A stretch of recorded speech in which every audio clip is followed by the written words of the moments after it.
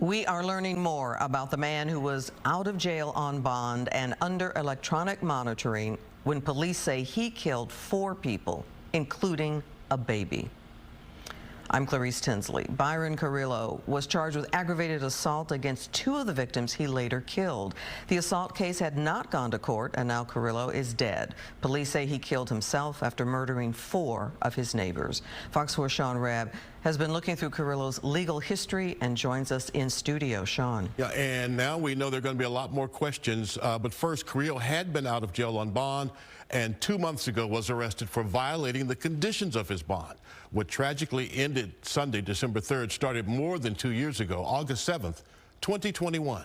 We went through those court records with Dallas family law attorney Lisa McKnight. So it looks like he got arrested in August of 2021. And he got bond set at that time. Byron Carrillo was arrested on aggravated assault with deadly weapon charges. Court records show the bond was $50,000. He was ordered to appear for all scheduled court settings, have no direct contact with the alleged victims or go near them, and to not possess a deadly weapon.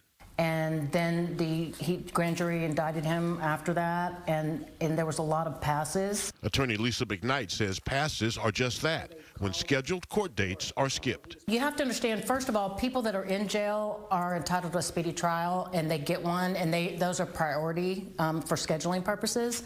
And so it's not uncommon for somebody that's out of jail to want to pass their case. For more than 2 years, the case was passed. Carrillo remaining out of jail on bond during that time. It's not uncommon to see it. Now, 2 years for this, I don't know the statistics on that, but I wasn't surprised to see that. Then Carrillo was arrested again in October. He failed to appear at a court appearance in October. Of this year? Yes, of 2023, and so his bond was revoked as a result of that. Arrested, in jail, given a new bond of $100,000, and the electronic leg monitor was added as a condition of his bond. And I think that was an appropriate, a $100,000 bond with electric monitoring is one appropriate avenue. If there were new charges, that would be grounds to revoke his bond, and he should be sitting in jail.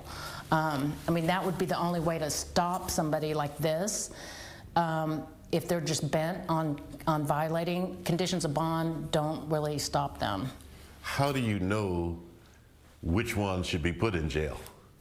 That's the hard part, and we can't just, be throwing people in jail out of precaution, and that's the hard part. Carrillo made the 10% down on his $100,000 bond in late November. He was placed on an electronic leg monitor and under supervision of pretrial services. December 3rd, there was notice of the leg monitor being tampered with, and pretrial moved to get an arrest warrant. By then, 4 family members, including a 1-year-old baby, were killed. McKnight says Byron Carrillo, though, should not have been able to live next door to his victims when a condition of his bond required him to have no direct contact. If he wants to be out on bond, he needs to find a different place to live while he's out on bond, because his choice is, do you want to be in jail or do you want to be away from the victim? Though, he needed to be away from the victim. But he wasn't, and we wanted to know why. Did anyone know Carrillo lived next door? Was that in the case file?